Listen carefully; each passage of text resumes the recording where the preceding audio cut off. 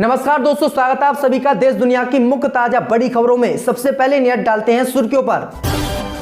Sweden में कुरान शरीफ जलाने का बदला लेंगे मुसलमान। स्वीडन पुलिस से मुसलमानों ने मांगी यहूदी किताब जलाने की अनुमति।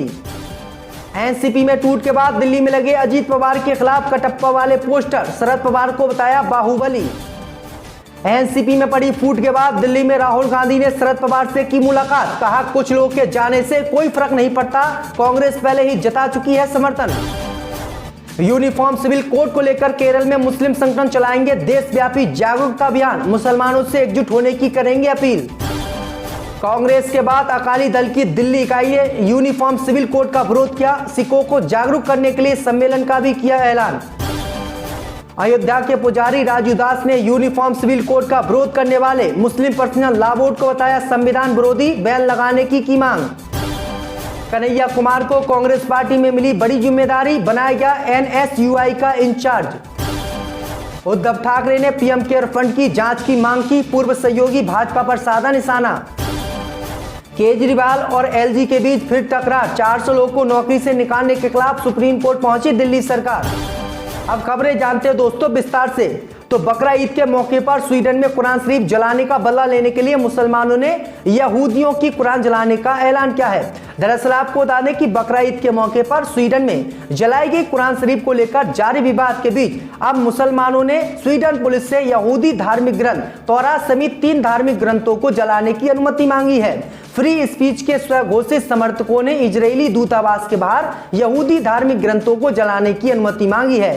सलमान ने भी अभिव्यक्ति की स्वतंत्रता की सुरक्षा के तहत ही स्टॉकहोम सेंट्रल मस्जिद के सामने कुरान जलाई थी, जिसके बाद से दुनिया भर के मुस्लिम बहुल देश के अलावा अमेरिका ने भी नाराजगी जताई। ऐसे में एक बार फिर फ्री स्पीच के तहत 3 धार्मिक ग्रंथों को जलाने की मुसलमानों ने मांग की है, जिससे पूरी दुनिया में हंगामा बढ़ने की संभावना है। एनसीपी की दिल्ली में बैठक से पहले बाहुबली वाले पोस्टर दिल्ली में लगे हैं। पोस्टर बाहुबली फिल्म से लिया गया है, जिसमें कटप्पा बाहुबली पर पीछे से वार करता है। पोस्टर में अजीत पवार को कटप्पा जबकि चाचा शरद पवार को बाहुबली बताया गया है। पोस्टर में गद्दारी भी लिखा हुआ है। दिल्ली में एनसीपी कार्यालय कार्यकर्ताओं ने कई पोस्टर दिल्ली में लगाए हैं। दिल्ली में स्थित शरद पवार के आवास के बाहर ये पोस्टर लगे हैं। पोस्टर में लिखा गया है कि सच और झूठ की लड़ाई में पूरा देश शरद पवार साहब के साथ है। भारत देश का इतिहास है कि इसने कभी भी झूठ बोलने वालों को माफ नहीं किया है। यूनिफॉर्म सिविल कोड को लेकर केरल के तमाम मुस्लिम संगठन इसके विरोध में एक बड़ी मुहिम चलाने की तैयारी कर रहे हैं। इंडियन यूनियन मुस्लिम लीग और केरल के कई मुस्लिम संगठनों समान विचारधारा वाले संगठनों से देश भर में प्रस्तावित समान नागरिक संहिता का विरोध करने के लिए एकजुट होने का आह्वान कर रहे हैं। इसके अलावा मुस्लिम संगठनों ने इस बात पर भी जोर दिया है कि इस पूरे मामले को मुसलमानों को मुद्दा नहीं बनने दिया जाएगा। कांग्रेस पार्टी ने संगठन में फेरबदल करते हुए छात्र राजनीति से मुख्य राजनीति में आए कन्हैया कुमार को बड़ी जिम्मेदारी आज दी है। पार्टी ने कन्हैया कुमार को अपने छात्र संगठन भारतीय राष्ट्रीय छात्र संघ यानी एनएसयूआई का इंचार्ज बनाया है। देश में समान नागरिक संहिता को लेकर शुरू हुआ विरोध थमने का नाम नहीं ले रहा है। इसी कड़ी में कांग्रेस के बाद अब ताजा नाम शिरोमणि अकाली दल का जुड़ गया है। करीब 2 साल तक पहले केंद्र में भाजपा की सहयोगी रही अकाली दल की दिल्ली इकाई ने यूनिफॉर्म सिविल कोड का विरोध किया है। इसके अलावा पार्टी ने भविष्य में भी बीजेपी को यूसीसी को लेकर आईना दिखाने की बात कही है।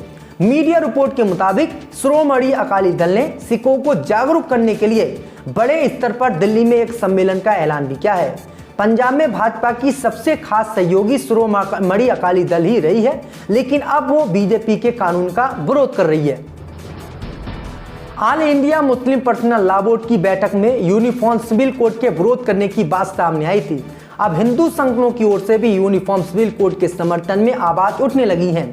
अयोध्या के प्रमुख हनुमानगढ़ी के मुख्य पुजारी राजू दास ने यूसीसी के विरोध में उतरी all India Muslim personal law board पर बैन लगाने की मांग की है।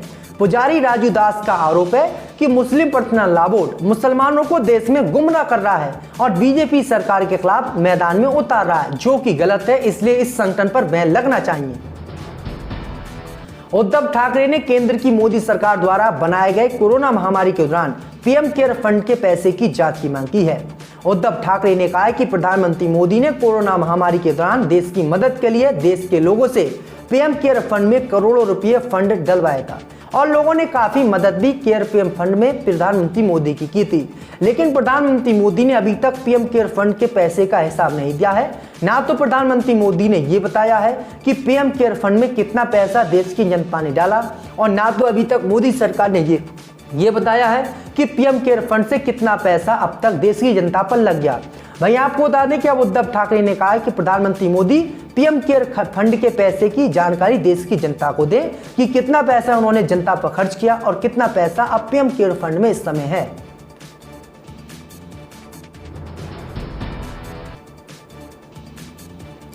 यूनिफॉर्म सिविल कोड को लेकर देश में बहस जारी है। इसी बीच देश दुनिया के मशहूर अर्थशास्त्री अमर्त्य सेन ने गुरुवार को यूनिफॉर्म सिविल कोड को लेकर कुछ सवाल बीजेपी पर उठाए हैं। उन्होंने केंद्र सरकार से ये पूछा है कि इससे किसको फायदा होगा। साथ ही अर्थशास्त्र में नोबेल पुरस्कार विजेता ने यूनिफॉर्म सिविल कोड को हिंदुत्व से जोड़कर इसे गलत बताया है और इसे देश में लागू न करने की बात कही है।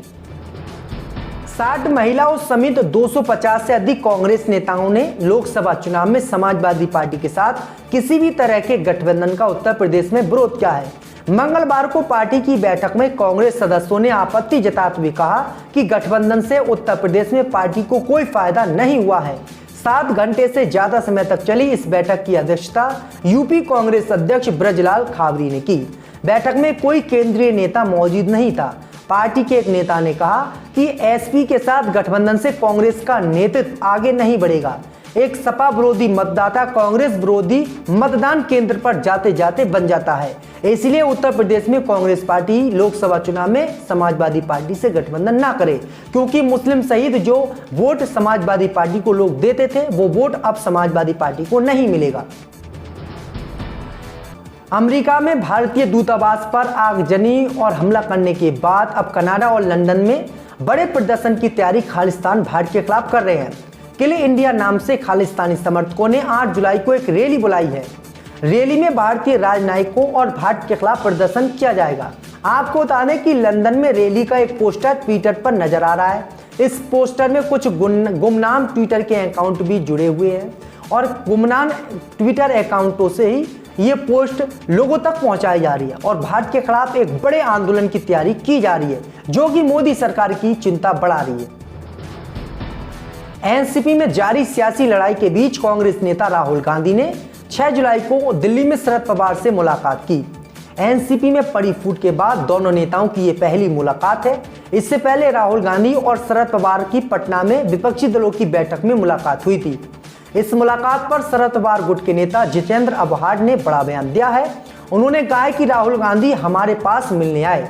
उन्होंने भरोसा दिया कि हम सब साथ हैं, सब कुछ हमारे पास है और कुछ लोगों के जाने से कोई फर्क नहीं पड़ता है। शिवसेना मामले में आया सुप्रीम कोर्ट का फैसला हमारे पक्ष में है। विधायक दल के टूटने का मतलब ये नहीं है कि पार्टी टूट गई है। ये बातें राहुल गांधी ने शरद पवार को बैठक में समझाई और उनके साथ खड़े होने का ऐलान भी किया। दिल्ली सरकार और उपराज्यपाल के बीच लंबे समय से चली आ रही खींचतान जारी है। एलजीबी के सक्सेना के आदेश पर दिल्ली सरकार के सर्विस विभाग के स्पेशल सेक्रेटरी VIBBJ ने चंद्रशेखर ने विभिन्न विभागों के 437 लोगों को हटा दिया है। इसके आधार पर दिल्ली असेंबली रिसर्च सेंटर ने 116 फेलो, एसोसिएट फेलो आदि की सेवाएं समाप्त करने का आदेश जारी किया था। लेकिन अब DARC ने दोबारा आदेश जारी करके कहा है कि ये सेवाएं समाप्त करने का आदेश अभी लागू नहीं हुआ है। इतना ही नहीं, केजरीवाल सरकार LG के इस फैसले के खिलाफ सुप्रीम कोर्ट पहुंच गई है। एनसीपी वर्किंग कमेटी की गुरुवार को हुई बैठक के बाद पार्टी चीफ शरद पवार ने अजीत पवार के बयान पर पलटवार करते हुए कहा कि उम्र चाहे 82 हो या 92, अध्यक्ष एनसीपी का मैं ही रहूंगा। बैठक में भी शरद पवार ने आस्था का प्रस्ताव पारित किया था। बैठक में एनसीपी के मौजूदा संकट के बाद महत्वपूर्ण प्रस्ताव पारित हुए हैं। इसमें एनसीपी वर्किंग कमेटी ने शरद पवार के बागी नेताओं के बर्खास्तगी के फैसले का समर्थन किया। मध्य प्रदेश में आदिवासी युवक के ऊपर बीजेपी नेता के द्वारा पेशाब करने का मामला दिन प्रतिदिन तूल पकड़ता जा रहा है। मध्य प्रदेश सरकार जहां इस मामले पर कार्रवाई कर रही है, तो वहीं विरोधी पार्टियां और आदिवासी संगठन सरकार की कार्रवाई से संतुष्ट नहीं है। इस वजह से वे मध्य प्रदेश की सरकार और बीजेपी के खिलाफ विरोध प्रदर्शन कर रहे हैं। इसी के मद्देनजर राजधानी रांची में भी आदिवासी संगठनों ने 8 जुलाई को भारतीय जनता पार्टी के प्रदेश कार्यालय को घेरने का ऐलान किया है। लोकसभा चुनाव 2024 से ठीक पहले उत्तर प्रदेश की